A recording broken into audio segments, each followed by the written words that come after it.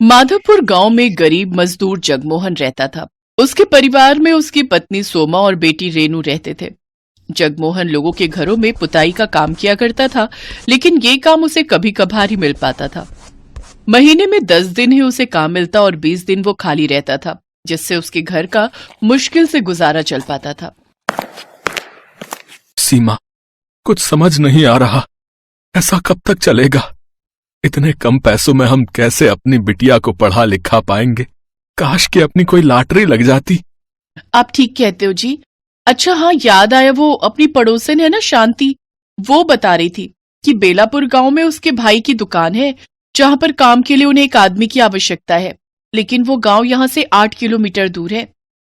हाँ तो क्या हुआ? वो पहाड़ देख रही हो, वही चढ़कर जाना है। अपने परिवार का पेट पालने के लिए मैं वो भी करूंगा। तुम उससे बात करो, मैं कल ही चला जाऊंगा। अगले दिन सोमा अपनी पड़ोसन से इस बारे में बात करती है। फिर जगमोहन वहां काम पर चला जाता है। कुछ महीने जगमोहन को वहां काम करते हो गए। अब उनके हालात पहले से सुधरने लगे थे, लेकिन तभी एक बुरी खबर आई। उस दुकान के मालिक का निधन हो जाता है और वो दुकान हमेशा के लिए बंद हो जाती है।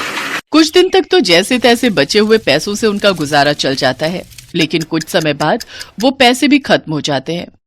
फिर एक रोज सोमा अपने पति से कहती है, सुनिए जी, घर में आटा नहीं बचा है और ना अचार सब्जी, कुछ भी खाने को नहीं है। अब हम क्या खाएंगे जी? सोमा, तू रेनू के लिए कुछ देख, है तो हम तो भूखे भी सो जाएंगे। लेकिन आपने भी तो सुबह से कुछ नहीं खाया जी, आपको भी तो भूख लगी होगी ना। भूख तो लगी है सोमा, लेकिन मेरी जेब में पैसे नहीं है कि मैं बाजार जाकर आटा खरीद सकूं। अपने पति की बेबसी पर सोमा को बहुत तरस आता है। 2 दिन तक घर में सब भूखे रहते हैं। तीसरे दिन सोमा की नजर अपनी झोपड़ी के सामने बने मिट्टी के पहाड़ पर जाती है। उसे देख सोमा को एक ख्याल आता है। वो जाकर वहां से कुछ मिट्टी ले आती है। सोमा मिट्टी में पानी और नमक मिलाकर उसकी गोल गोल लोई बनाकर तैयार कर लेती है। फिर दोनों हाथों से थपेड़े देकर गोल सी रोटी बनाकर उसे तवे पर डाल देती है। कुछ ही देर में वो रोटी बनकर तैयार हो जाती है, जिसके बाद सोमा रेनू को वो रोटी देती है और कहती है, ये ले बेटी, अपनी इस लाचार माँ को माफ कर देना। आज मिट्टी की रोटी खाकर ही अपनी भूख को शांत करने के अलावा हमारे पास और कोई चारा नहीं है।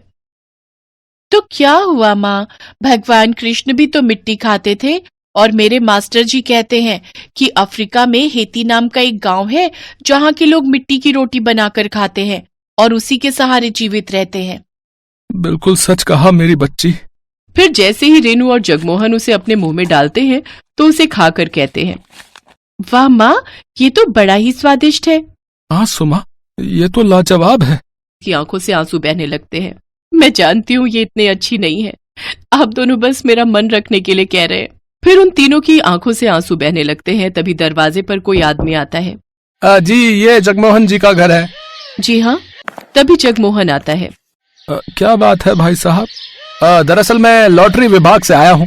कुछ महीने पहले जो आपने लॉटरी खरीदी थी उसका आज रिजल्ट आया है और आपने इस लॉटरी को जीत लिया है, जिसका इनाम पूरे 25 लाख रुपए है। 25 लाख रुपए? और साथ में ये, हाँ जी, और साथ में ये आज का खाना हमारी कंपनी की तरफ से आपके लिए। ये सुनकर जगमोहन, सोमा और रेनू सब बहुत ही खुश होते हैं। अब उनके दिन बदल जाते हैं। अब वो अपना बड़ा पक्का घर बनवा लेते हैं, जिसमें जरूरत की हर सुविधा होती है। साथ ही जगमोहन अपनी खुद की दुकान खोल लेता है, जिससे गांव के लोगों को सामान के लिए दूर दूर न जाना पड़े। गांव का सबसे अमीर आदमी बन जाता है। अब वो अपने परिवार की हर इच्छा पूरी करता है और खुशी खुशी उनके साथ रहने लगता है।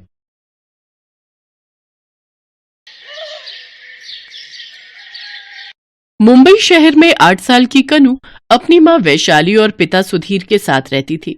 सुधीर मल्टीनेशनल कंपनी में काम करता था, जबकि वैशाली हाउसवाइफ थी।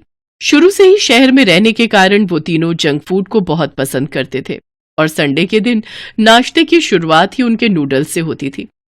एक बार सुधीर को कंपनी की तरफ से कुछ दिनों के काम के लिए जयपुर जाना पड़ जाता है। जैसे ये बात वैशाली की बुआ को पता चलती है तो वो कहती है, हे राम, फिर तो तू इतने बड़े शहर में छोटी बच्ची के साथ अकेले कैसे रहेगी? मैं एक काम करती हूँ, कुछ रोज वहीं तेरे साथ रहने आ जाती हूँ। जैसे ही दामाद जी आ जाएंगे तब मैं भी सुकून से वापस गांव लौट आऊंगी। नहीं नहीं बुआ जी, आप परेशान मत होइए, हम अपना अच्छे से ध्यान रखेंगे। तभी सुधीर फोन छीन कर कहता है, बुआ जी प्रणाम। आप कुछ दिन यहाँ आकर रह सकती हैं। अगर आप इनके साथ रहेंगी तो मैं भी बेफिक्र होकर जयपुर जा सकता हूँ। मैं आपकी ट्रेन की टिकट करवा देता हूँ। वैशाली और कनू आपको लेने स्टेशन पहुंच जाएंगी। इतना कहकर सुधीर फोन काट देता है। क्या जरूरत थी उनको यहाँ बुलाने की? अच्छा है ना, तुम दोनों को कंपनी मिल जाएगी और मैं भी बेफिक्र होकर काम पर जा पाऊंगा। मम्मी, आपकी बुआ आ रही है तो आपको तो खुश होना चाहिए। आप ये बात सुनकर इतना सैड क्यों हो गई? बेटा, तुम जानती नहीं हो उन्हें। अभी जो तुम ये नूडल्स खा रही हो ना, ये भी बंद करवा देंगी तुम्हारे। आज जितना मर्जी खाने हैं खा लो। उनके सामने तो भूलकर भी इन सब चीजों का जिक्र भी मत करना। उन्हें ये सब junk food and fast food बिल्कुल भी पसंद नहीं है। मुझे तो याद भी नहीं माँ कि आखिर बुआ नानी दिखती कैसी हैं। मैं तो बहुत छोटी रही होंगी ना जब उनसे आखिरी बार मुलाकात हुई होगी। हाँ बेटा, तू 3 साल की थी जब तू उनसे मिली थी। प्यार तो वो हम सबसे बहुत करती हैं, लेकिन वो खाने को लेकर बहुत स्ट्रिक्ट है। उन्हें ये सब फास्ट फूड, बाहर का खाना बिल्कुल भी पसंद नहीं। ना तो वो खुद खाती हैं और ना ही औरों को खाने देती हैं। जब तुम उनसे मिलोगी तो तुम्हें सब समझ आ जाएगा। अगले दिन सुधीर जयपुर के लिए निकल जाता है तो वहीं वैशाली और कनू बुआ जी को लेने स्टेशन पहुंच जाती हैं। लगता है बुआ जी को आने में अभी थोड़ा वक्त लगेगा। मम्मी, मुझे भूख लगी है। वो देखो सामने कोल्ड ड्रिंक एंड चिप्स की दुकान है। ऐसा करती हूँ, तब तक मैं इन्हें ले आती हूँ। लेकिन तभी पीछे से किसी बुजुर्ग महिला की आवाज आती है। क्यों बेटा, ये बाहर का खाना क्यों खाना है? थोड़ी देर सब्र कर, मैं तुझे घर चलकर देसी घी का हलवा बनाकर खिलाती हूँ। बुआ जी लो, आ गई बुआ जी। मम्मी ठीक ही कह रही थी, बुआ जी तो जंक फूड को हाथ भी नहीं लगाने दे रही। प्रणाम बुआ जी। जीती रहो, जीती रहो। चलिए बुआ जी, अब घर चलते हैं। बाहर ऑटो वाला हमारे वेट कर रहा होगा। अरे ऑटो में क्यों, पैदल चलेंगे। इसी बहाने मुंबई दर्शन भी हो जाएंगे और हम सब की वो क्या कहते हैं उसे क्या कहते हैं उसे, हाँ, वॉकिंग शॉकिंग भी। वैशाली और कनू हाफते हाफते घर पहुंचते हैं, जबकि बुआ बिल्कुल भी नहीं थकी हुई होती। तुम लोग तो इतना सा चलकर ही कितना थक गए। रुको, मैं अभी तुम दोनों के लिए पानी लेकर आती हूँ।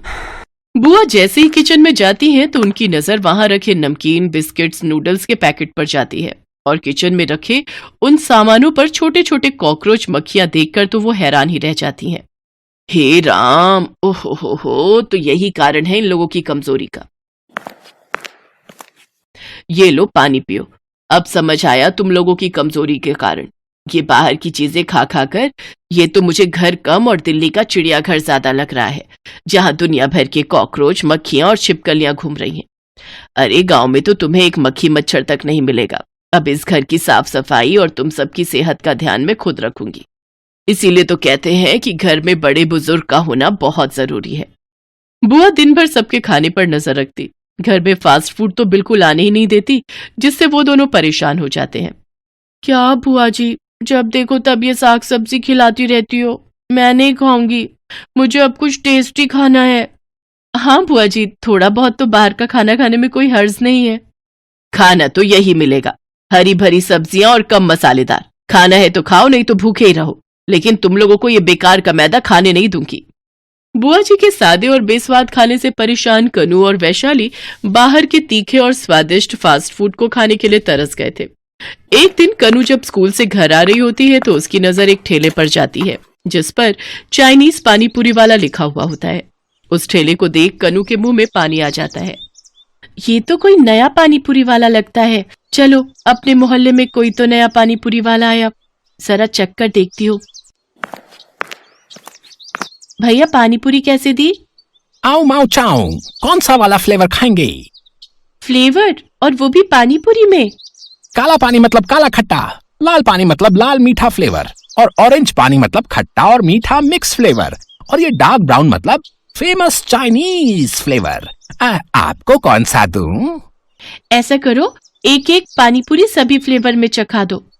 चाइनीज पानीपुरी वाला कनू को सारे फ्लेवर टेस्ट करवाता है। कनू को पानीपुरी इतनी पसंद आती है कि वो चटकारे मार मार कर स्वाद ले लेकर सारे फ्लेवर में पानीपुरी खाती है। पेट भर गया लेकिन मन नहीं भरा। अब बस करती हूँ, घर जाकर बुआ जी की उबली हुई दाल भात भी तो खानी है। अगर नहीं खाया तो उन्हें मुझ पर शक हो जाएगा। अच्छा बताओ तो चीनी भाई, कितने पैसे हुए? बो, लेकिन मुझे तो कोई बदबू नहीं आ रही। अरे इसका मतलब कि ये फ्री है।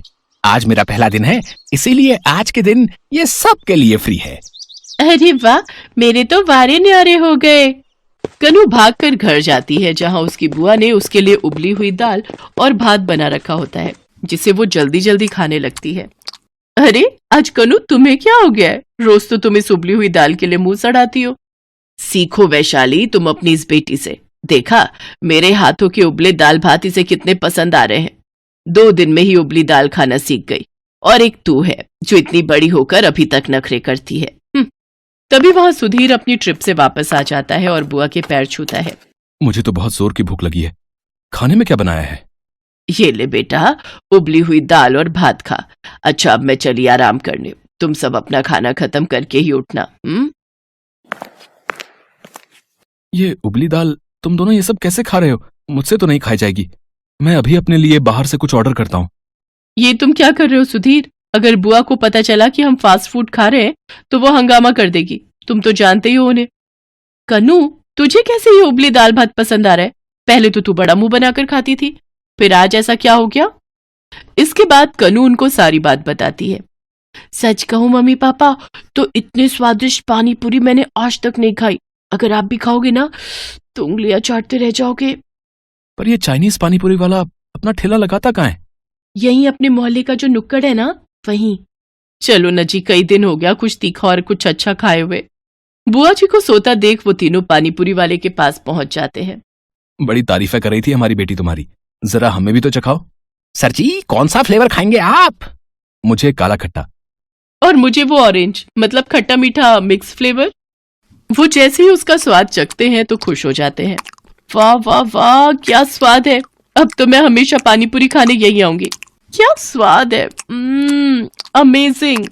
जी मैडम, और सस्ती भी। 10 रुपए में 5 पानीपुरी। मुझे तो 2 प्लेट और लगा दो। मैं तो 2 प्लेट और खाऊंगा भाई। वो तीनों उस पानीपुरी वाले के दीवाने हो जाते हैं। वो सभी अपने दोस्तों को जाकर उसके बारे में बताते हैं। देखते ही देखते कुछ ही दिनों में उसके ठेले पर लोगों की भीड़ लगनी शुरू हो जाती है। इसके बाद वो पानीपुरी वाला यानी कि चेंग अपनी रेडी पर बैनर लगा देता है और उस पर लिख देता है 10 रुपए में 3 स्वादिष्ट पानीपुरी। उसी शाम बुआ जी जब मंदिर गई होती हैं तो वैशाली और कनू बुआ से छुपते छुपाते वहां पहुंचते हैं। ओ गॉड, अब इसने 10 रुपए की 3 पानीपुरी कर दी। खैर स्वाद भी तो कितना है इसकी पानीपुरी में। वो दोनों पानीपुरी खाकर लौट ही रहे होते हैं कि तभी कुछ औरतें आपस में बातें कर रही होती हैं। अरे आजकल तो एक भी कॉकरोच, चूहे और छिपकलियां नहीं दिखते मेरे घर पर। ना जाने सब कहाँ चले गए। बिल्कुल सही कहा बहन, कुछ दिन से मुझे भी अपने घर में कुछ नहीं दिख रहा। खैर चलो, ये तो अच्छी बात है कि वो गायब हो गए। अरे क्या खाक अच्छा है, मुझे मेरी शेरी के लिए एक भी चूहा नहीं मिल रहा। बेचारी मेरी बिल्ली रोज चूहे और कॉकरोच की ताक में बैठी रहती है, लेकिन उसके हाथ ही नहीं लगता कुछ। बात तो सही है, आजकल मेरे घर पर भी ये सब नहीं दिखते। हाँ, बुआ इतनी साफ सफाई जो रखती हैं शायद इसलिए। सामने से बुआ मंदिर से घर आ रही होती है।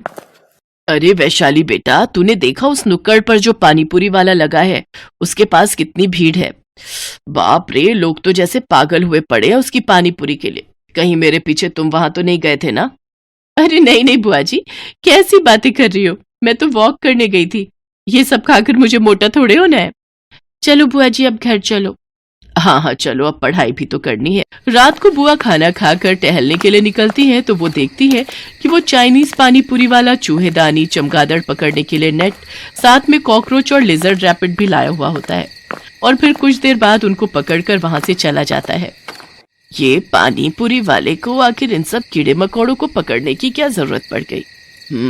जरूर दाल में कुछ काला है। अभी इसका पीछा करके पता लगाती हूँ। वो पानीपुरी वाले का पीछा करती है और देखती है कि वो सभी जानवरों को एक एक कर ओखली में कूट कर उनका कीमा बनाकर पानीपुरी का पानी तैयार कर लेता है। मैं हूँ चेंग चाइनीज पानीपुरी वाला। ये पागल लोग कॉकरोच के पानी को काला खट्टा, छिपकली के पानी को लाल पानी और चमगादड़ के पानी को खट्टा मीठा पानी समझकर चटकारे ले लेकर खाते हैं। हे भगवान, तो ये राज है इसके ठेले पर लगने वाली भीड़ का। ना जाने ये इंसान कितना गिरेगा। उधर जब बुआ घर पहुंचती है तो वैशाली, कनू और सुधीर तीनों ही पेट पकड़े हुए बैठे होते हैं। बुआ जी जल्दी से डॉक्टर को बुलाती हैं। इन तीनों को ही पेट में इन्फेक्शन हो गया है। मैं कुछ दवाइयां लिख देता हूं, लेकिन ध्यान रहे कि 2-4 दिन इन्हें घर का ही खाना देना।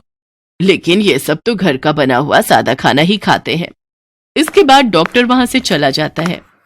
बुआ जी, हमने चाइनीज पानीपुरी वाले की पानीपुरी रोज आपसे छुप छुप कर खाई है, हमें माफ कर दो।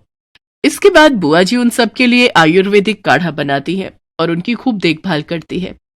अगले दिन रात को चेंग फिर से जानवर पकड़ने जाता है, लेकिन तभी बुआ जी शोर मचाकर सबको इकट्ठा कर लेती हैं और चेंग की सच्चाई सबको बता देती हैं। फिर पुलिस बुलाकर उसे पुलिस के हवाले कर देते हैं और सभी बुआ जी का शुक्रिया अदा करते हैं। हमें माफ कर दो बुआ जी, आपने तो हमारा भला ही चाहा, लेकिन हमसे ही गलती हो गई। गलती मेरी भी है जो मैंने तुम लोगों पर कुछ ज्यादा ही सख्ताई की। अगर थोड़ी ढील दे देती तो तुम्हें यूं छुप छुप कर पानीपुरी खाने की जरूरत नहीं पड़ती। फिर वो सभी पूरी तरह से ठीक हो जाते हैं। अगले दिन बुआ जी अपने गांव जाने के लिए स्टेशन पहुंच जाती हैं।